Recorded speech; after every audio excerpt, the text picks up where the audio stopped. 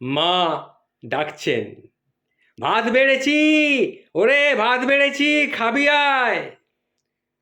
কোনো একটা সময় ছিল যখন মা ভাত বেড়ে ডাকতো, আর আমরা ভাই বোনেরা দৌড়ে গিয়ে সেইখানে বসতাম, বসে খেয়ে উদ্ধার করার ভঙ্গি নিয়ে আমরা খেয়ে ফেলতাম।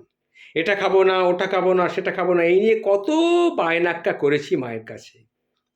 বিয়ের পর মায়ের কাছে গেলে সবথেকে বেশি যেটা এখন অনুভব করি, একমাত্র মাই আছে যে কিনা খাবারের থালা সাজিয়ে মেয়েকে খেতে ডাকে।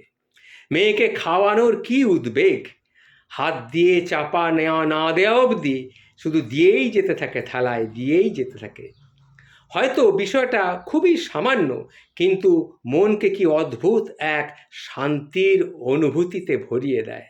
কারণ বিয়ের পর আমরা সময়ের নিয়মে দুম করে বড় হয়ে যাই, নিজেরাই বেড়ে খাই, বাকি সদস্যদের জন্য থালা সাজিয়ে তাদেরকে খেতে ডাকি। আবার দিদার বাড়িতে গিয়েও দেখেছি ঠিক একইভাবে দিদা মায়ের পাশে দাঁড়িয়ে থেকে বলে, আর একটু ঝোল, আর একটু আলু দি, নে না, আর একটা মাছ নে, আর একটা মাছ নে। আমি উল্টো দিকে বসে মুচকি মুচকি হাসি। কি অদ্ভুত মায়েদের স্থানান্তর!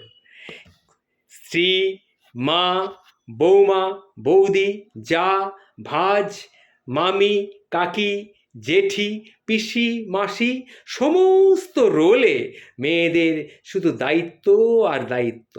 একমাত্র মেয়ের সাজে মেয়েদের একটু আরাম।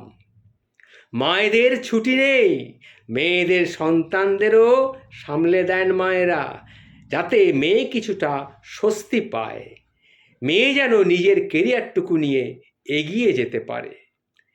ফিরে যাওয়ার দিন যা পারে তাই ব্যাগে ভরে দেয়, না ধরলেও জোর করে ঠুসে ঠুসে ব্যাগের মধ্যে যা পারে ভরে দেয়।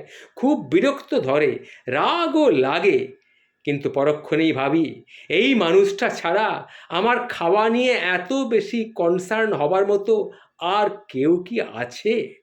না, স্বামী ছাড়া আর কারুর নাম কিন্তু আমার এখন মনে পড়ে না। কারো কারো ক্ষেত্রে হয়তো সেটুকুও নয়। সামনে খুব চেঁচামেচি করে বলি, এইরকম করলে কিন্তু আমি আর আসবো না, বলে দিলাম মা, এরকম করলে কিন্তু আমি আর আসবো না। কিন্তু একটা ব্যাগ আর তুমি কিন্তু আমাকে বয়ে নিতে দেবে, আমাকে বয়ে নিতে হবেই, কারণ এই ব্যাগটা আমি কিছুতেই ফেলে যেতে পারবো না। শুধু মনে মনে আমি তখন বলি, ভাগ্যিস তুমি ছিলে মা, ভাগ্যিস তুমি ছিলে।